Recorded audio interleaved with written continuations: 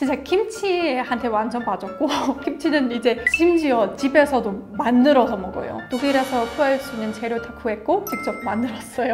그리고 맛있더라고요. 뭐 한국 김치만큼 아니지만. 안녕하세요. 한국에 5년차 엘레나입니다. 독일에 왔어요. 반갑습니다. 저는 한국을 가는 걸로 알게 됐어요. 우연히 한국으로 교환학생으로 가는 기회 생겼는데 그냥 한번 도전해보는 마음으로 여기 왔는데 너무 좋더라고요. 저는 이제 그때 아직 고등학생이었는데 독일 학교에서 한국 전쟁이랑 북한 빼고 가르쳐주는 것도 없으니까 저는 알고 있는 것 거의 없었어요. BTS랑 블랙핑크 전이고 뭐 기생충 전이고 진짜 오래전 일이라 뭐 그때 K-POP은 세계적으로 그렇게 유명하지 않아서 딱히 아는 것도 없었어요. 부모님들도 다른 독일 친구들도 좀 위험하지 않아? 물어봤어요. 왜냐면 아쉽게도 뉴스에서 관심 끌릴만 한 것 안 나오잖아요. 그래서 북한에서 약간 이상한 짓 하자마자 그거 뉴스에 나오니까 그런 이미지 좀 있잖아요. 아 거기 진짜 좀 무섭네, 거기 전쟁 날지도 모르네, 그런 인식 좀 있어서 일단은 걱정 좀 했어요. 근데 이제 좀 공부하면서 아 한국은 이런 나라구나, 엄청 안전하고 범죄자도 많이 없고 치안 그냥 좋은 나라니까 잘 갔다 와. 이런 마음이었던 것 같아요. 완전 좋았죠. 여기 재밌게 놀고 와야지, 맛있는 거 많이 먹고 K-POP 아이돌 만나고. 어떤 나라인지 아직 파악 잘 안 됐었는데 일단은 독일이랑 많이 다르니까 새로운 것 많이 배울 수 있겠다, 그런 마음으로 갔어요. 네, 부모님이 같이 한 번 왔고요. 엄마 아빠 따로따로도 한 번씩 왔어요. 엄마는 대학교 교수이고 아빠는 학교 선생님이라서 방학 맞지 않아서 네 따로따로 올 때도 있었어요. 처음 오신 거 2015년이었어요. 저는 그때 이제 한국에 있는 대학교 교환학생이었는데 그래서 1년 동안 여기 공부하면서 부모님도 방문하러 오셨어요. 아빠 재방문은 아마 2017년 10월? 약간 날씨 좀 추워질 때쯤 그때 오셨고 엄마는 한 2달 전에, 그래서 17년 9월? 8월? 그때 오셨어요. 일단 부모님들도 한국 와서 저처럼 한국에 그냥 사랑이 빠진 거예요. 일단 음식도 너무 좋아했고 심지어 우리 아빠 같은 경우는 뭐 먹으러 갈래? 뭐 어떤 식당 오늘 가보고 싶어? 물어볼 때 상관없대. 김치만 나오면 된대. 그래서 진짜 한국 음식도 너무 좋아하고 그리고 독일 사람으로 약간 편한 거 좋아하죠. 약간 편하고 약간 쓸모 있고 효율적인 거 진짜 좋아해요. 그래서 지하철 시스템도 좀 맞은 것 같아요. 너무 빠르고 깨끗하고 맑아서 안전하고 그냥 일상생활에서 볼 수 있는 것, 만날 수 있는 것 좋아하셨어요. 오늘은 독일 부모님들이 한국 오다가 감탄하신 이유에 대해 얘기해 드릴게요. 첫 번째는 친구 좋아입니다. 부모님들도 저처럼 이제 한국에 특별히 볼 수 있는 옛날 뭐 건물이든 동이든 옛날 분위기 나는 것들이랑 진짜 완전 현대적인 모던한 반짝반짝거리는 고층 건물이랑 바로 옆에 있는 것 많이 좋아했어요. 부모님 특히 관광객으로 오셔서 우리 관광지 많이 갔는데 인사동도 그렇잖아요. 완전 옛날 차집도 있고 그런 분위기 다 있는데 좀만 걷다가 광화문 갈 수 있어요. 그래서 그거 진짜 많이 신기했어요. 왜냐면 독일 사람들이 그런 거 쉽게 볼 수 없어요. 우리도 대도시에 살고 있어서 독일에서 그냥 대도시 나온 것만 볼 수 있죠. 근데 부모님 같은 경우에는 아마 저보다 대자연 더 좋아하니까 이제 서울 같은 대도시에 있는데 산도 보일 수 있잖아요. 심지어 어디 가든 산도 있고 공원도 있고 한강도 있고 그래서 그 점 진짜 매력적이게 느꼈어요. 한국 사람들이 그거 일상생활에서 그렇게 잘 느끼는지 모르겠지만 이미 익숙해졌으니까 근데 아마 외국 사람들이 다 좀 그렇게 느낄 것 같아요. 그거 아마 그 국립 박물관일 거예요.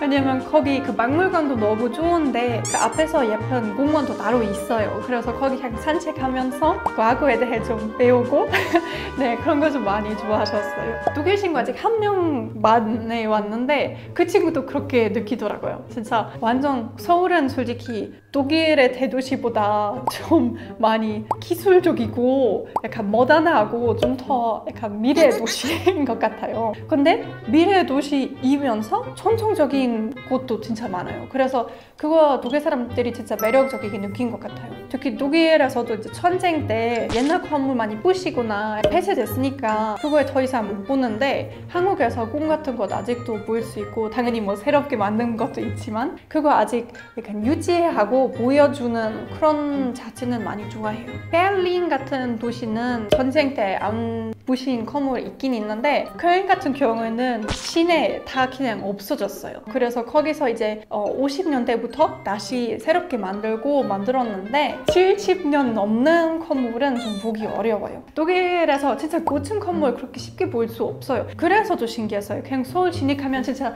다 반짝반짝하고 거기까지 가는 건물 많은데 독일에서 고층 건물 이봤자 한 6층까지 갔는데 당연히 더 큰 건물 있긴 있는데 시내에서 뭐 한 6층, 7층까지 가는 건물 대부분인 것 같아요. 두 번째는 도시와 가까운 자연입니다. 네, 아까 말한 것처럼 서울 같은 경우에는 진짜 외국인들이 잊을 수 없는 장면은 뭐냐면 남산타워 올라가면 그 온 서울 시내 보일 수 있잖아요. 근데 거기 건물 사이사이 파도처럼 산들이 나와요. 그래서 그거 처음 봤을 때 진짜 이거 꿈인가? 이거 뭐 그림인가? 진짜 너무 신기한 거예요. 진짜 이런 경치 독일에서 전혀 볼 수 없어요. 그래서 부모님들도 그런 경치 이제 처음 봤을 때 너무 감동받았대요. 서울 처음 도착했을 때 살짝 차갑게 느꼈다고 하셨어요. 왜냐하면 그냥 다 건물만 있고 고층 있고 어디 가든 벽만 보인다고 이렇게 느꼈어요. 근데 알고 보니 산도 많고 공원도 많고 호수공원 있고 한강공원 있고 그래서 그냥 한 곳에만 서 있으면 잘 안 보일 수도 있지만 이렇게 높은 데 가보니까 서울 진짜 얼마나 다양한 장면이 있는지 진짜 알게 됐어요. 부모님들이 한번 이제 둘이서 북한산 갔는데 거기 여러 가지 길 있잖아요. 진짜 수많은 길이 있는데 그때 아직 영어로 아니면 뭐 다른 언어로 그렇게 표시 잘 돼 있지 않았나 봐요. 그래서 그냥 한국어로 뭐 이 길 좀 쉬운 길이야, 이런 길 좀 등산 경험 있는 사람들을 위한 길이야 그렇게 표시돼 있는데 부모님 잘 몰랐대요. 그래서 그냥 다른 사람들이 가는 길 날아갔는데 진짜 한 10분만 가다가 갑자기 약간 이렇게 갔던 길 이렇게 올라갔대요. 그래서 다른 사람들이 왜 이렇게 진짜 등산복도 입고 이렇게 그 뽕 같은 거 있잖아요. 좀 등산 쉽게 할 수 있는 그런 거 다 왜 갖고 있었는지 알게 됐대요. 그래서 좀만 갔다가 포기해서 다시 내려왔어요. 남산도 봤고 북한산도 봤고 그리고 안산 서울 안에 있는 안산도 봤어요. 거기 좀 편하게 산책할 수 있어서 진짜 서울 안산 추천드립니다. 숙소 어디든 한 버스 10분? 20분만 타면 등산할 수 있는 산 갈 수 있잖아요. 아니면 뭐 지하철 타든 진짜 너무 편해서 그리고 산도 많잖아요 서울에서. 그래서 어디 구 살아도 등산할 수 있는 산 아니면 산책할 수 있는 천 다 있으니까 그거 진짜 많이 좋아했대요. 근데 특히 독일 사람들이 대자연 많이 좋아하고 많이 중요한다고 생각하니까 시내 안에서도 공원이나 천 같은 거 있긴 있는데 서울 처음 왔을 때 없는 줄 알고 살짝 슬퍼하셨어요. 근데 알고 보니 독일만큼 다양하고 잘 돼 있어서 너무 좋았대요. 세 번째는 무료 입장이에요. 특히 독일 사람으로서 우리가 과거에 대해 배우고 옛날 것에 대해 배우고 그런 거 중요하다고 생각하고 좋아하기도 해요. 다만 독일에서 박물관 가려면 입장료 한 5,000원에서 10,000원에서 뭐 20,000원 낼 수도 있어요. 그래서 배우고 싶어도 솔직히 조금 부담되죠. 근데 부모님들이 이제 한국 와서 한국에 대해 많이 배우고 싶죠. 완전 새로운 나라 왔는데 역사도 배우고 뭐 예술에도 배우고 그런 거 많이 즐기시는데 좀 걱정됐죠. 박물관 가면 너무 비싸지 않을까 걱정하시는데 그런 걱정 필요 없잖아요 한국에서. 특히 그 가장 크고 유명한 중앙박물관은 무료 입장이잖아요. 심지어 그냥 매일매일 가도 아무 부담 안 가고 그리고 그거 너무 커서 몇 번 가도 좋잖아요. 그래서 부모님들이 처음 2주? 한 10일? 아니면 2주 동안 오셨는데 그 박물관만 봐도 3번 갔어요. 왜냐면 거기 한 3층까지 있는 걸로 알고 있는데 층마다 약간 다른 지대, 다른 지역 관련된 것들 볼 수 있으니까 네, 많이 갔고 많이 배우고 많이 좋아하셨어요. 서울에 있는 공들이도 다 솔직히 많이 저렴해요. 이제 독일에서 어떤 성 가려면 거기도 이제 몇만 원 내야 할 경우 많은데 북은 한 몇천 원만 내면 들어갈 수 있고 거기 디스카운트 티켓이라는 것도 있는데 한 번에 사면 모든 북 갈 수 있는데 한 만 원? 12,000원?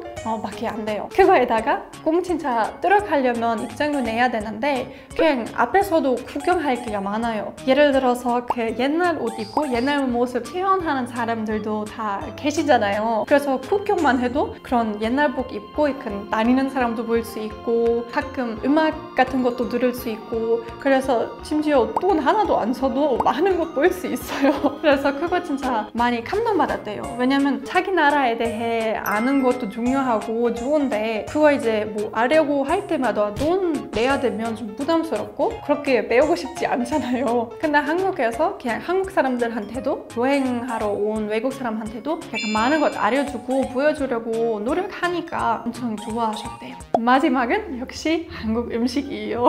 우리 부모님이랑 저랑 좀 다르게 독일 음식도 엄청 좋아해요. 문제 없는데 한국 와서 역시 부모님들도 한국 음식에 너무 빠졌어요. 이제 특히 좋아하는 것들이 김치, 갈비, 샤브샤브. 샤브샤브 딱히 한국 음식인지 모르지만 근데 거기도 좀 한국식으로 하는 샤브샤브 있잖아요. 그래서 그런 것들이 너무 좋아했고 특히 같이 먹는 문화 너무 신기하고 좋아했대요. 왜냐면 독일에서 반드시 그냥 나만의 접시 나오고 나만 그거 먹고 다른 사람 접시 손대지 않아요. 근데 한국에서 그러니까 큰 그릇에서 이제 자기 그릇에 좀 남기는 그런 것도 많고 뭐 다른 사람 것도 챙기고 주는 문화 있어서 그거 엄청 좋아했대요. 특히 독일에서 구하기 좀 힘든데 한국에서 너무 쉽고 맛있게 구할 수 있는 거는 해산물이었어요. 부모님 둘 다 해산물, 생선, 뭐 조개 그런 것도 엄청 좋아하는데 독일에서 솔직히 좀 비싸요. 특히 뭐 낚시 같은 거 아예 구하지 못하는 지역도 많고 구할 수 있어도 좀 많이 비싸고 그렇게 싱싱하지 않죠. 그냥 바다랑 거리가 멀어서. 그래서 한국에서 그 산낙지도 먹을 수 있다는 거 너무 신기했고 우리 그때 노량진 시장 갔는데 거기 살고 있는 뭐 생선이나 꽃게나 다 볼 수 있고 고를 수 있고 바로 먹을 수 있는 점 너무 신기하고 좋아했어요. 그리고 그거에다가 우리 그때 먹는 것 아마 독일에서 그 똑같은 양 먹으려면 가격은 한 3-4배 나오지 않을까 싶어요. 특히 이제 컬른 같은 도시에는 바다랑 진짜 멀어서 거기 특별히 비싸고 근데 좀 함부르크 같은 바다랑 가까운 도시들도 생선 좀 괜찮아도 이렇게 낚시, 게, 꽃게 그런 게 없어요.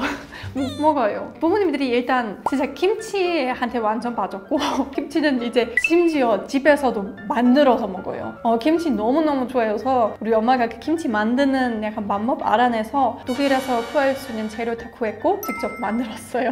그리고 맛있더라고요. 뭐 한국 김치만큼 아니지만 아빠는 짠 것 엄청 좋아해요. 그래서 김 같은 것도 보통 뭐 밥이랑 먹거나 약간 뭐랑 같이 먹을 경우 많잖아요. 한국에서.